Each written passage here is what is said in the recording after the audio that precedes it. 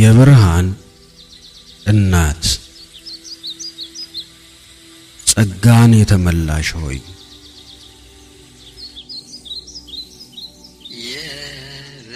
መልአኩ ከደስታ በስራት ቃሉ ጋር ድንግሊቱን ጸጋን የተመላሽ ሆይ አላት።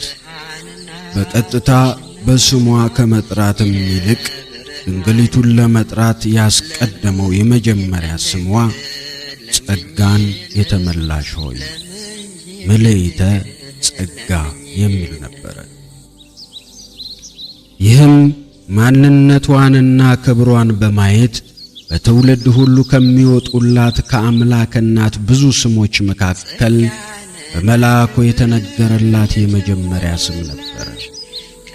ጸጋ ስለሞላት የምናገኘው ሌላ አዲስ ኪዳናዊ ቃል የመጀመሪያው ጸጋና እውነትን ተሞልቶ በእኛ አደረ ተብሎ ስለ ቃል ሥጋ መሆን የተነገረው ነው። ክርስቶስ ጸጋን ተሞልቷል ማለት መለኮታዊ ባህሪ ክብሩን ከእኛ ለነሳው ሥጋ ጸጋ አድርጎ ሰጠ፣ ከሥጋችን ጋር ተዋህደ ማለት ነው። የዮሐንስ ወንጌል ምዕራፍ 1 ከቁጥር 14። ድንግል ማርያም ጸጋ የተሞላሽ የተባለላት ምስጋና ክርስቶስ ምሉዕ ጸጋ ከተባለበት ነገረ ተዋህዶ ጋር ቃሉ ቢመሳሰልም ምስጢሩ ጨርሶ የማይገናኝ ሲሆን ለእርሷ የተነገራት ለፍጡራን የሚሰጥ አምላካዊ ጸጋን የሚመለከት ምስጋና ከፍጡራን ጸጋ የተሞላ የሚለው ቃል የተነገረለት ሌላ ሰው ቀዳሜ ሰማዕት ሊቀ ዲያቆናት ቅዱስ እስጢፋኖስ ነበር። እስጢፋኖስም ጸጋና ኃይልን ተሞልቶ በሕዝቡ መካከል ድንቅንና ታላቅ ምልክትን ያደርግ ነበር። ስለ ቅዱስ እስጢፋኖስ ጸጋን ተሞልቶ የተባለው በዚያን ወቅት የደረሰበትን መንፈሳዊ ደረጃ ለማሳየት ነው። በጥቅሱ ብቻም እስጢፋኖስ መቼ ጸጋ እንደተሞላ ማወቅና በጸጋ ሙላት ምክንያት ምን እንደሰራ ተዘርዝሮ አናገኝም። የቅዱስ እስጢፋኖስ የታወቀ የአንድ ወቅት በጸጋ መሞላት ደግሞ ድንግል ማርያም ከተጠራችበት ጸጋን የተሞላሽ ካሰኛት አብሯት የቆየ ምልዓተ ጸጋ ጋር የሚደራረስ አልነበረም። የሐዋርያት ሥራ ምዕራፍ 6 ከቁጥር 8። ጸጋን የተሞላሽ የሚለው ቃል ሊቀ መላእክት ቅዱስ ገብርኤል ለዚህ ድንግል ገና ጌታዋን ከመጸነሷ በፊት የተናገረው መሆኑን አስተውሉ። ገና ጸጋን ትሞያለሽ አላላትም። መልአኩ ድንግሊቱን ያገኛት ጸጋውን በስስት ሰፍሮ የማይሰጠው እግዚአብሔር ሞልቶ በሚፈስ ለሌላው በሚተርፍ ጸጋ አስጊጧት ነበርና ጸጋ የተሞላሽ ሆይ አላት። ጸጋን የሞላብሽ ሆይ ማለት እግዚአብሔር ስጦታውን የሞላብሽ ሆይ ማለት ነው። ድንግሊቱ ጸጋን ያገኘችው እንደ ባለጠግነቱ መጠን በክብር በክርስቶስ ኢየሱስ የሚያስፈልጋችሁን ሁሉ ይሞላላችኋል፣ እንደ ክርስቶስ ስጦታ መጠን ለእያንዳንዳችን ጸጋ ሰጠን ተብሎ ከተነገረለት አምላክ ነውና የሞላብሽ ሆይ የሚለው ቃል እንደ ሰጪው ባለጠግነት ምንኛ የበዛ እንደሚሆን ያሳያል። ፊልጵስዩስ ምዕራፍ 4 ከቁጥር 19፣ ኤፌሶን 4 ከቁጥር 7። ስለ እግዚአብሔር የጸጋ ስጦታ ልዩ ልዩ ነው፣ መንፈስ ግን አንድ ነው። ነገር ግን መንፈስ ቅዱስን መግለጥ ለእያንዳንዱ ለጥቅም ይሰጠዋል ይላል አንደኛ ቆሮንቶስ ምዕራፍ 12 ከቁጥር 4። ድንግል ማርያም በሁሉም ጸጋ ያጌጠች ናት። አንዲት ድንግል የተባለችው ማርያም የመጀመሪያዋ ጸጋዋ ድንግልናዋ ነው። ጌታችን ስለ ድንግልና ሲናገር ይህ ነገር ለተሰጣቸው ነው እንጂ ለሁሉም አይደለም ብሏል። የማቴዎስ ወንጌል ምዕራፍ 19 ከቁጥር 11። ቅዱስ ጳውሎስም ስለ ድንግልና ሕይወት ምርጫው በተናገረበት ስፍራ ሰው ሁሉ እንደ እኔ ሊሆን እወዳለሁ፣ ነገር ግን እያንዳንዱ ከእግዚአብሔር የጸጋ ስጦታ አለው፣ አንዱ እንደዚህ ሁለተኛውም እንደዚያ ብሏል። አንደኛ ቆሮንቶስ ምዕራፍ 7 ከቁጥር 7። እመቤታችን በመውለድ ያልፈረሰ በመጸነስ ያልተገረሰሰ ጽንዓ ድንግልና ያላት፣ በዚህ ምክንያት ድንግል የሚለው ቃል ስሟ እስከ መሆን የደረሰ የደናግላን መመኪያ ናትና ድንግልናዋ የተጠራችበት ጸጋዋ ነው። ልጆች የእግዚአብሔር ስጦታ ናቸው እንዲል መውለድም ጸጋ ነው። እርሷ የእግዚአብሔር ልጇ የሆነላት የእናትነት ጸጋ አክሊል ናት። ሳታምጥ የወለደች ልጇን ሲሰቀል እያየች በነፍሷ ሰይፍ እያለፈ በሐዘን ምጥ ስትሰቃይ አይቷት ምጥ ካለ ዘንድ ልጅ አይቀርምና እነሆ ልጅሽ ብሎ ልጅ የሰጣት እንደ ዮሐንስ በጌታ አምነው ለጸኑ ሁሉ እናት ትባል ዘንድ ያላት የዓለም ሁሉ እናት ናት። መናፍስትን መለየት ቢባል ይህ እንዴት ያለ ሰላምታ ነው ብላ መልአክ የምትመረምር፣ በጥበብ መናገር ቢባል ቃሏ የጣፈጠ ሌላው ቀርቶ ቅዳሴያችን ተውቦ ምሕረት ለሚካኤል ወብስራት ለገብርኤል ወሀብተ ሰማያት ለማርያም ድንግል፣ ለሚካኤል ምሕረትን ለገብርኤል ብስራትን የሰማይን ሀብት ሁሉ ደግሞ ለድንግል ማርያም ሰጣት እንደሚል በፊቷ ከቆመው ቅዱስ ገብርኤልና ከመላእክት ሰራዊት ሳይቀር ይልቅ በጸጋ የምትልቅ ናት። ከሱራፌልና ከኪሩቤል ግርማ የሚበልጥ የመወደድ ግርማ አለሽ። በእውነቱ የባሕርያችን መመኪያ ነሽ እንዳለ ቅዱስ ኤፍሬም። መልአኩ አንቺ ከሴቶች ተለይተሽ የተባረክሽ ነሽ አላት። ወደ አንዲት ድንግል ከእግዚአብሔር ዘንድ የተላከው ይህ መልአክ ድንግሊቱ ተለይታ ስለ መባረኳ ሲናገር እርሷን ከድንግልናዋ ይልቅ ጾታዋን ማስቀደምን ለምን መረጠ? ሊቁ ጠርጡለስ ይህን አስተውሎ ይጠይቃል። ቅዱስ ገብርኤል ወደ ድንግል ተላከ፣ የተባረከች መሆኗን ከተናገረ በኋላ ከሴቶች አላት እንጂ ከደናግላን አላላትም። መልአኩ ድንግል ብትሆንም ሴት ተብላ እንደምትጠራም አውቋል ይለናል። ቅዱስ ገብርኤል ድንግሊቱን ከሴቶች ጋር የቆጠራት ከሰባው ሊቃውንት አንዱ እንደነበረው እንደ አረጋዊው ስምዖን ድንግል ሆና መጸነሷን ሳያውቅ ቀርቶ አልነበረም። ቅዱስ ጳውሎስም ከሴት የተወለደ ልጁን ብሎ በተናገረ ጊዜ ሴት ብሎ ጠርቷል። ልጇ ክርስቶስም በቃና ዘገሊላ ሰርግ ቤትና በቀራንዮ እናቴ ከማለት ይልቅ አንቺ ሴት ማለት መርጧል።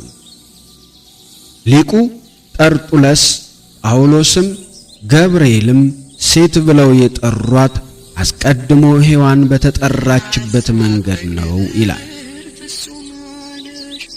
በእርግጥም ቅድስት ማርያም ከተለመደው ውጪ ሳትወልድ በፊት ሴት ከወለደች በኋላ ድንግል ተብላ የምትጠራ የተለየች ናት። ሴት በሚለው መጠሪያ ልጇም መላእክቱም ሐዋርያቱም የጠሯት ግን ሌላ ጥልቅ መልእክት ስላለው ነው።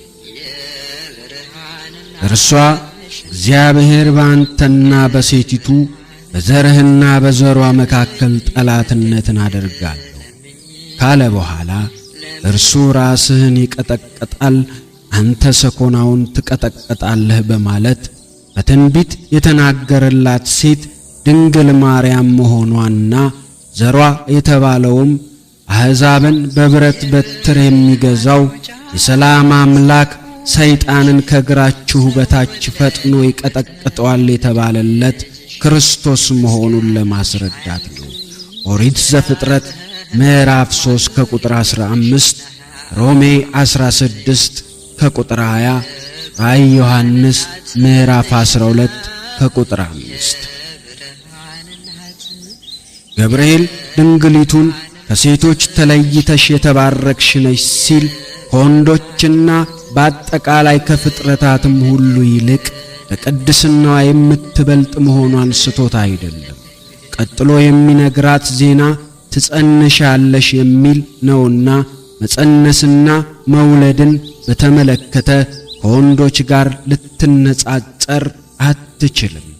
በዚያ ላይ ይህ ምስጋና ከሴቶች ተለይተሽ የተባረክሽ ነሽ፣ የማኅፀንሽም ፍሬ የተባረከ ነው ብሎ በኤልሳቤጥ ቤት የሚቀጥል ነውና ድንግሊቱን በማኅፀኗ ፍሬ ከወንዶች ትበልጣለች ብሎ ማነጻጸር የሚሆን አይደለም። ከሴቶች ይልቅ የተባረከች የሚለው ምስጋና ከድንግሊቱ በፊት በመጽሐፍ ቅዱስ ለሌላ ሴቶች የቀረበ ይመስላል። አንደኛይቱ ከሴቶች ይልቅ የተባረከች ትሁን፣ በድንኳኗ ውስጥ ከሚኖሩ ሴቶች ይልቅ የተባረከች ትሁን ብለው ዲቦራና ባራቅ የተቀኙላት ኢያኤል የተባለች ሴት ስትሆን፣ ሁለተኛዋ በጠቢቡ ሰሎሞን መጽሐፍ መልካም ያደረጉ ብዙ ሴቶች አሉ፣ አንቺ ግን ከእነርሱ ትበልጫለሽ ተብሎ የተጻፈላት ሴት ናት። መጽሐፈ መሳፍንት ምዕራፍ 5 ከቁጥር 24፣ መጽሐፈ ምሳሌ ምዕራፍ 31 ከቁጥር 29። ኢያኤልን የተባረከች ያሰኛት የእስራኤልን ልጆች 20 ዓመት ሙሉ ያስጨነቃቸውን ሲሳራን የተባለ ሰው በተኛበት አግኝታው መዶሻ አምጥታ የድንኳኑን ካስማ በጆሮ ግንዱ አስገብታ ስለገደገደችው ነበረ። መጽሐፈ መሳፍንት ምዕራፍ 4 ከቁጥር 21። ይህ ሰው ለገደለች ሴት የቀረበ ምስጋና ለንጽሕት ድንግል ከቀረበው ምስጋና ጋር ሊደራረስ አይችልም። ያመሰገኗት ምስጋናም በድንኳን ከሚኖሩ ሴቶች በመለየቷ ብቻ ነበረ። በዚያ ላይ ዲቦራና ባራቅ ኢያኤልን የተባረክሽ ሁኚ አሏት እንጂ የተባረክሽ ነሽ አላሏትም። የተባረከች የምትሆነውም የተመረቀችው ምርቃት ከሰራላት ነው። ገብርኤል ግን ድንግል ማርያምን የተባረክሽ ነሽ አላት እንጂ የተባረክሽ ሁኚ አላላትም። ተባርካ አገኛት እንጂ መልአኩ አልባረካትም። የተባረክሽ ነሽ ማለቱ መርገመ ሥጋ መርገመ ነፍስ የሌለብሽ በረከተ ሥጋ በረከተ ነፍስን የምታድይ አንቺ ነሽ ሲል ነበር።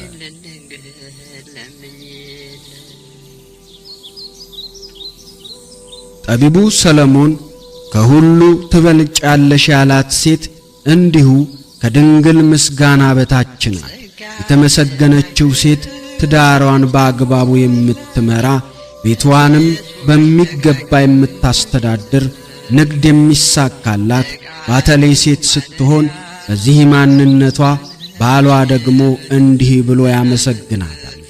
መልካም ያደረጉ ብዙ ሴቶች አሉ፣ አንቺ ግን ከሁሉ ትበልጫለሽ ነው የሚለው። ለባል ሚስቱ ከብዙ ሴቶች ትበልጣለች፣ የሚያገባትም ይህንን አምኖ ነው። ይህ አንድ ባል ሚስቱን ለማመስገን የተናገረው ምስጋና ቃል ለአብ ሙሽራ ለድንግል ማርያም ከቀረበው ምስጋና እጅግ ያነሰ ነው። ለመልአኩ የከበረ ሰላምታና ምስጋና የድንግሊቱ ምላሽ በጥበብ የተሞላ ነበረ።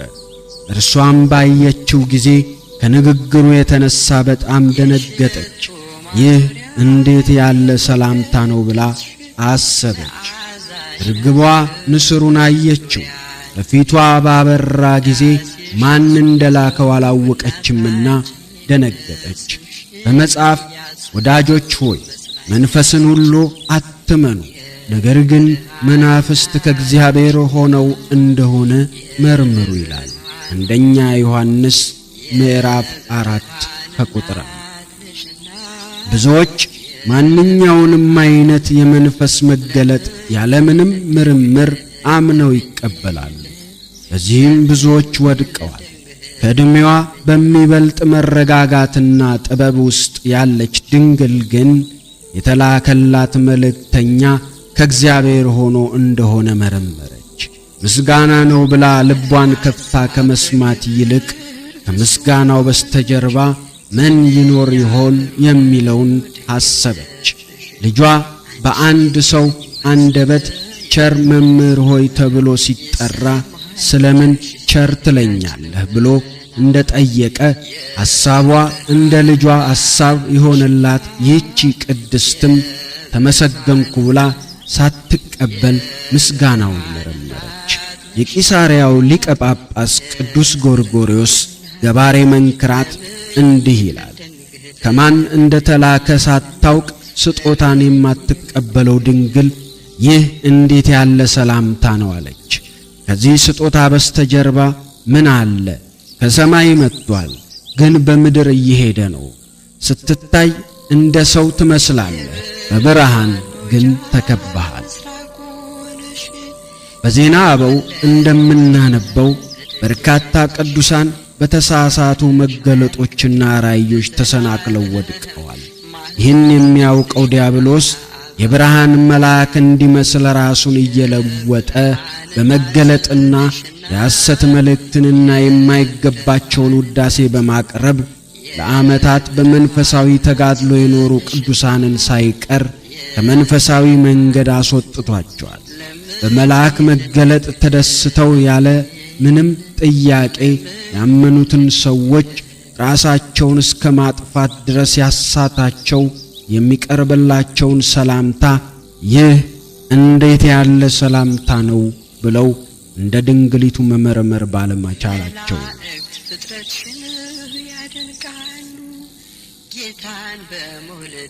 ድንግል ማርያም ግን የቀረበላትን ምስጋና ሰላምታ ከመቀበል ይልቅ እንዲህ ያለውን የምስጋና እጅ መንሻ እንደምን ይቀበላለሁ ብላ ፈራች። ለቅዱሳን ሰዎች ከመሰደብ ይልቅ መመስገን ያስፈራቸዋልና ድንግሊቱ በምስጋናው ደስ ከመሰኘት ይልቅ ለመቀበል ፈራች። ይህን ያየው መልአኩ ማርያም ሆይ አትፍሪ፣ በእግዚአብሔር ዘንድ ሞገስን አግኝተሻልና አላት። የመልአኩ ምስጋና ሲደንቅሽ እኔንም አንቺንም በፈጠረ በእግዚአብሔር ፊት ሞገስ አግኝተሻል ሲል አረጋጋት።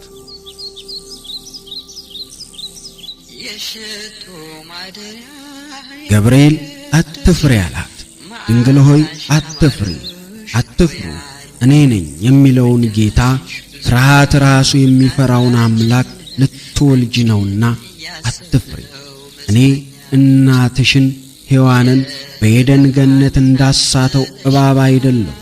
እኔ የመጣሁት በገነት እንደሆነው ክብርሽን ልገፍ አይደለም፣ እርቃናችሁን የወደቁ ወላጆችሽን የምታለብሽበትን ልብስ ይዤ መጥቻለሁ ሲል አረጋጋት።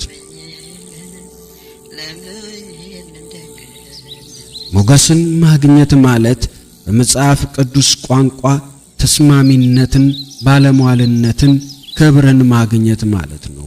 አብርሃም ለእግዚአብሔር በፊትህ ሞገስ አግኝቼ እንደሆነ ባሪያህን አትለፈኝ ብሎ በቤቱ ተቀብሎታል። ዮሴፍ በጲጥፋራ ቤት ሳለ ጌታው ፊት ሞገስን አገኘ፣ እርሱንም ያገለግለው ነበር። በቤቱም ላይ ሾመው፣ ያለውንም ሁሉ በእጁ ሰጠው ይላል። እግዚአብሔርም ለሙሴ በፊቴ ሞገስ ስላገኘ በስምህም ስላወቁህ ይህን ያህልኸውን ነገር አደርጋለሁ ብሎታል። ኦሪት ዘጸአት ምዕራፍ 33 ከቁጥር 17። በአጠቃላይ በመጽሐፍ ቅዱስ ቋንቋ ሞገስን ማግኘት ማለት ለሹመት ለክብር መታጨት፣ ተናግሮ ተሰሚነት፣ ጠይቆ ተቀባይነት ማግኘት ሲሆን ድንግል ማርያም በእግዚአብሔር ፊት ሞገስን አግኝተሻል መባሏ ስሟ በእግዚአብሔር ዘንድ የሰለጠነ ልመናዋ ተሰሚነት ያለው ክብርና መደመጥን ያገኘች መሆኗን የሚያሳይ ነው።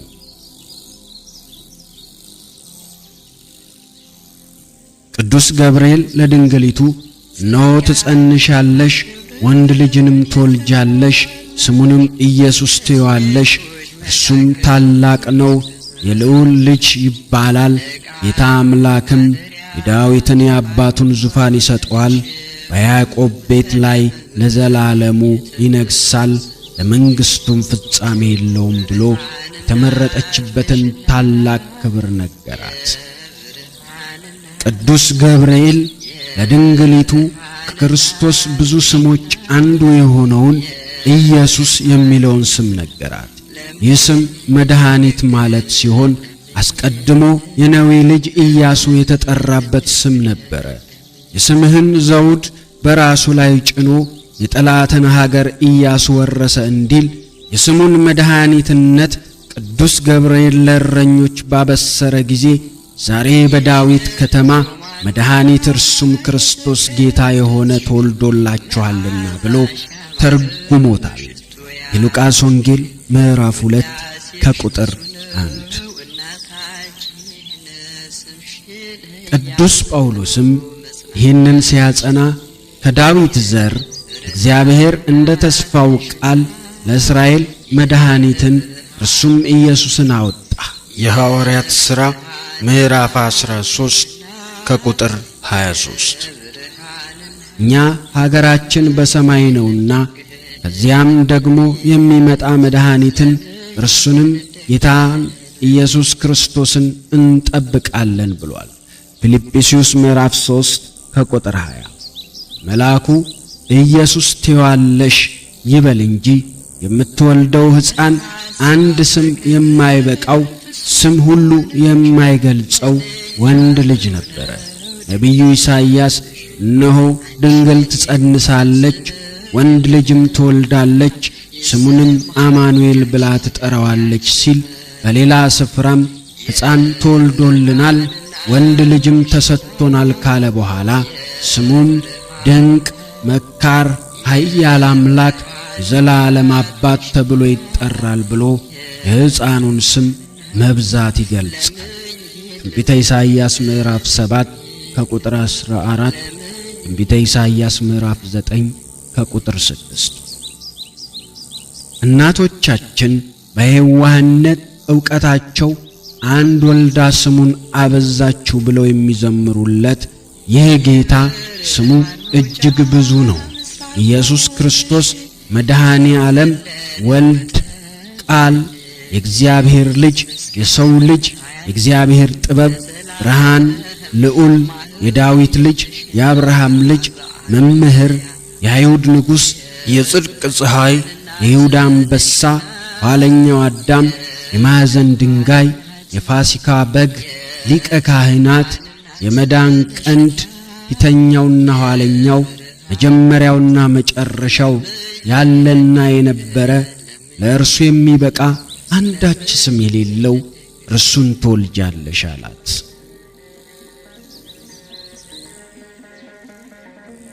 ይቆየን። ወስብሐት ለእግዚአብሔር ወለወላዲቱ ድንግል ወለመስቀሉ ክቡር።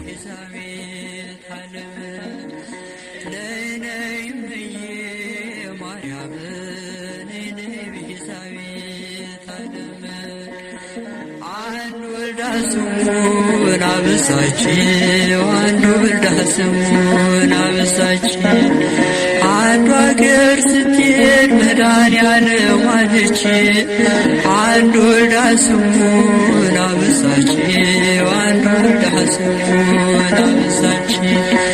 አንዱ አገር ስትሄድ ኢየሱስ አለችው።